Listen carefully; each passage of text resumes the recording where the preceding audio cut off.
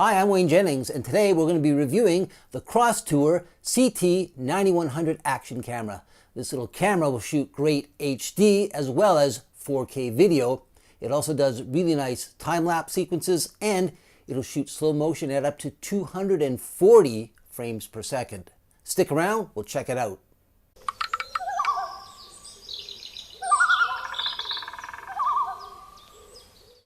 The Crosstour CT9100 Action Camera is capable of recording 4K video at 30 frames per second, 2.7K video at 30 frames per second, 1080 HD video at 30, 60, and 120 frames per second, and 720 HD video at 30, 60, 120, and 240 frames per second. It will shoot still photos at 8, 13, 16, or 20 megapixels. And this compact camera is very light, weighing in at just 2.24 ounces. That's only 64 grams. And it retails for around $75 US. Now, before we get to some of the technical details, let's check out some video recorded with this camera. For this first shot, the camera is set to 720 at 30 frames per second.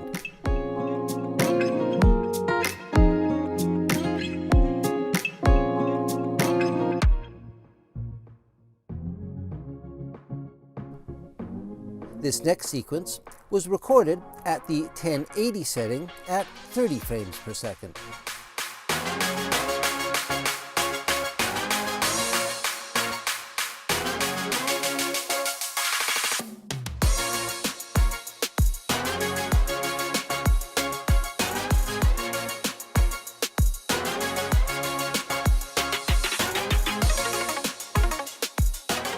Here's what 1080 at 60 frames per second looks like.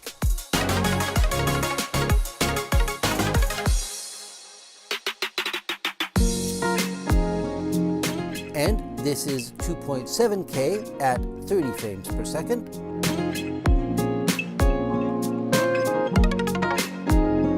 And finally, we have 4K video shot at 30 frames per second.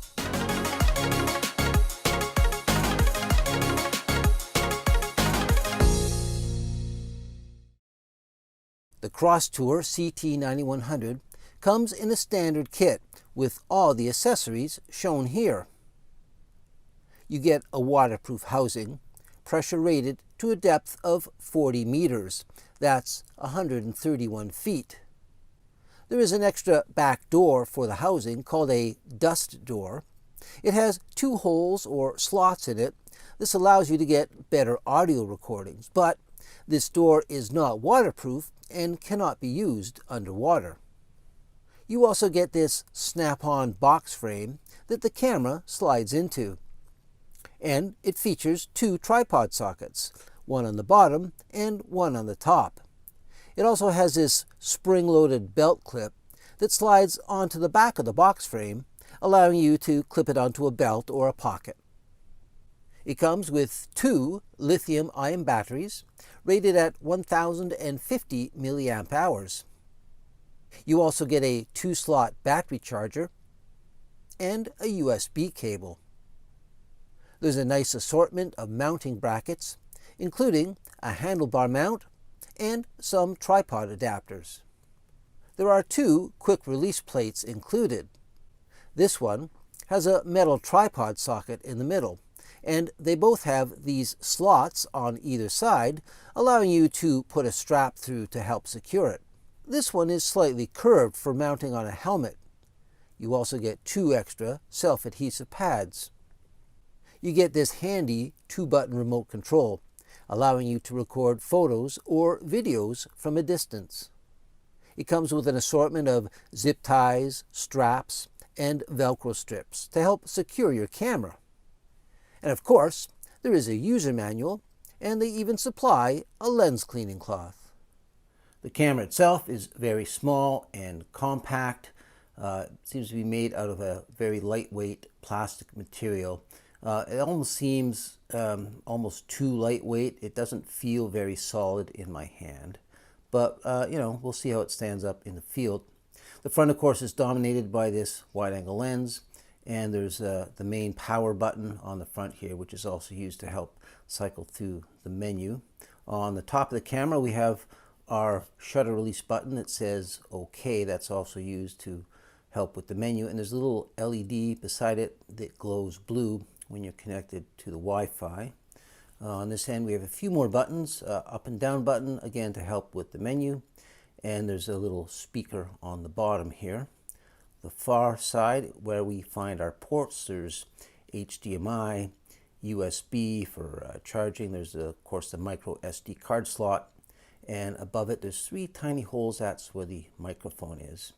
On the very bottom of the camera, there is no tripod socket. That is a little disappointing to see, but here is where the battery cover is, and it's kind of hard to open, but once you open it, you realize it actually comes off. And unfortunately, I think this is the Achilles heel of this camera, because this is small, light. I think out in the field you could easily drop this and lose it, and then you would have nothing to keep your battery in there. It should at the very least be hinged. That is a little disappointing to see.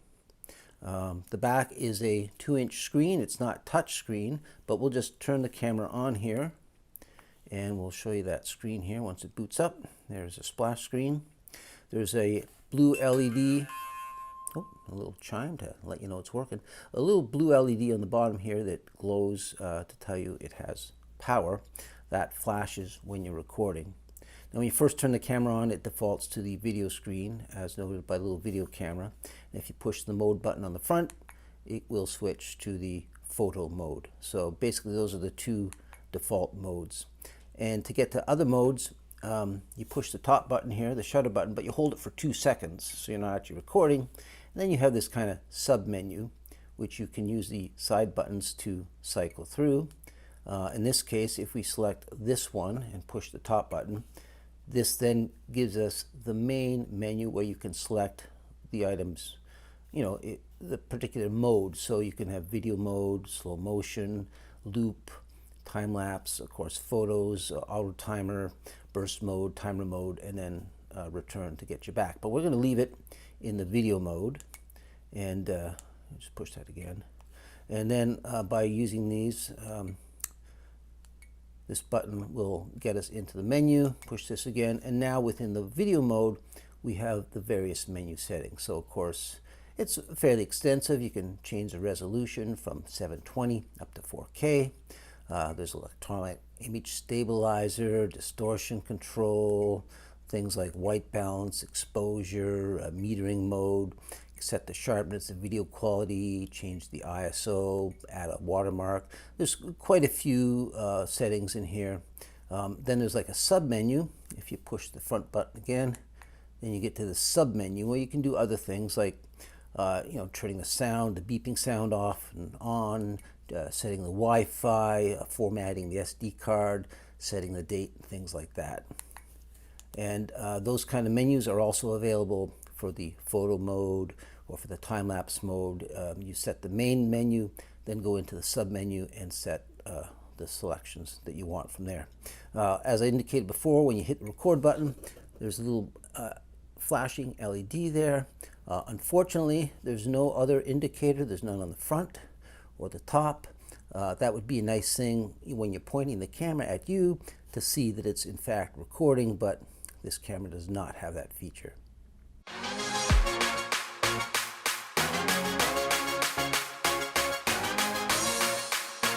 But this camera does have a lot of other great features, such as time-lapse.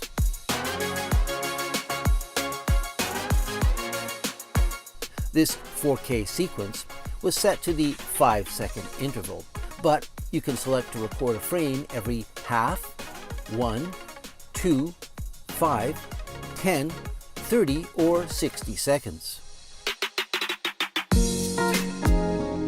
And this camera does a nice job when it comes to slow motion.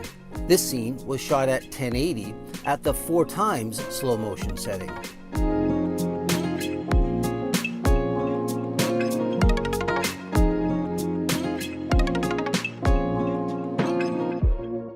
And this scene was captured at 720 at the 8x slow motion setting.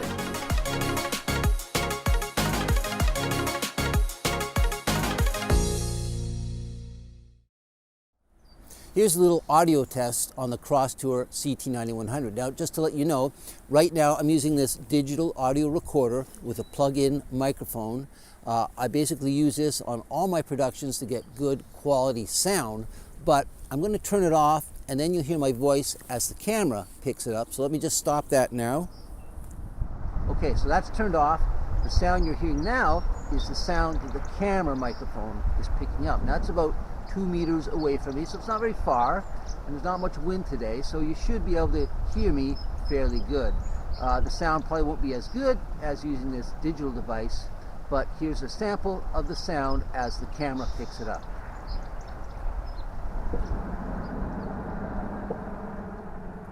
There is a distortion correction feature that helps get rid of the fisheye look. Notice how the bridge appears to be bent or curving upwards in the center of the screen.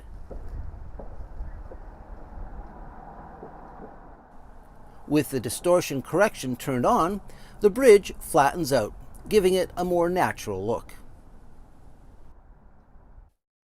This camera does have a built-in image stabilizer system. Now, right now that is turned off, and I'm just walking along some, kind of rough terrain. I'm just holding a selfie stick with the camera just in front of me here. So basically, this just shows you how smooth the camera is with the image stabilizer turned off. I'll turn it on, I'll go back, and I'll retrace my steps, and we'll see if it makes a difference. Okay, so now the image stabilizer is turned on. I've gone back. I'm retracing the same steps I took before, holding the same selfie stick in the same position. So basically, this is that same shot you just saw a few moments ago, but this time the image stabilizer is turned on. This camera will also capture still photos in sizes from 8 up to 20 megapixels. It also has a self-timer and a burst mode, and the long exposure setting will let you get some great nighttime shots. There are several user adjustable settings, including white balance that can be left on automatic or set to sunny, cloudy, incandescent, or fluorescent. Exposure can be increased or decreased by 3 stops in 1-stop increments.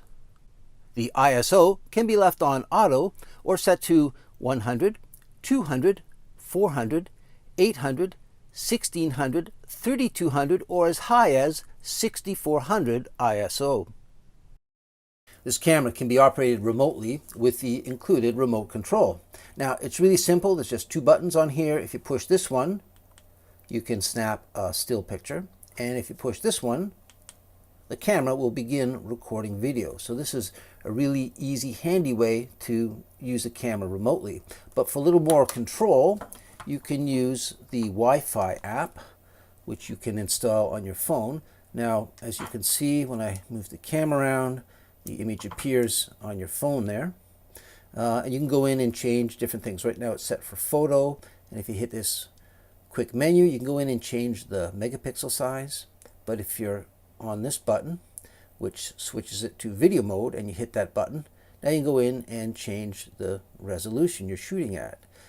To record, you just hit that button, and up here you see it starts recording. So now I'm recording my image remotely, and then of course hit it again to stop it. There's a submenu at the top here, which basically goes in and allows you to make all the various changes that you can actually do on the camera. Like exposure, ISO, white balance, things like that. But you can also go in, there's a video, you can do slow motion, loop recording, time-lapse. So you can select all that from here. You can also review and play back. If you hit this button, it brings up all the images and all the video that are stored on your camera SD card. Basically, it allows you to view them on your phone and play them back. So this is a great way to operate the camera remotely. In conclusion, I'm really impressed with the quality of the video that this little camera records, whether it's 720, 1080, 2.7, or 4K, I found it does a really nice job. I mean, there's no dropouts, it's crisp, it's clear, the color's really nice. It does a really good job at video. When it comes to audio, well, you know, it's not the greatest. It's a bit hissy, tends to bring up the background, but it does record at a half decent level, so that's a good thing. I did find though that this particular camera tends to overexpose more so than some others. So it's a good thing it does have that exposure compensation built in. I found on bright sunny days, I had to actually notch it down by 2 f-stops to get a half decent image. It does a great job with time-lapse and a really nice job shooting slow motion at up to 240 frames per second. Now, what would make this good camera a great camera would be if it had a few features that are missing. For instance, tripod socket on the bottom would be really useful. Having this battery door hinged, less chance of losing it, that'd be nice. And if there was an LED on the front so that when the camera's pointing at me, then I know that it's in fact recording. That would be nice to see also. But, you know, considering the cost of this camera and the fact that it does record really good video, I mean, that's the main reason you get it, it does a really nice job. Now, if you're interested in viewing some other video reviews of cameras that I've done, check out some of the links here and you know, go ahead and watch those. Also, really appreciate it if you hit that button up above me there and subscribe to the channel. That would really be appreciated. Also, if you have any you know, specific questions about this review or any other reviews, please post them in the description below. Thanks again for watching.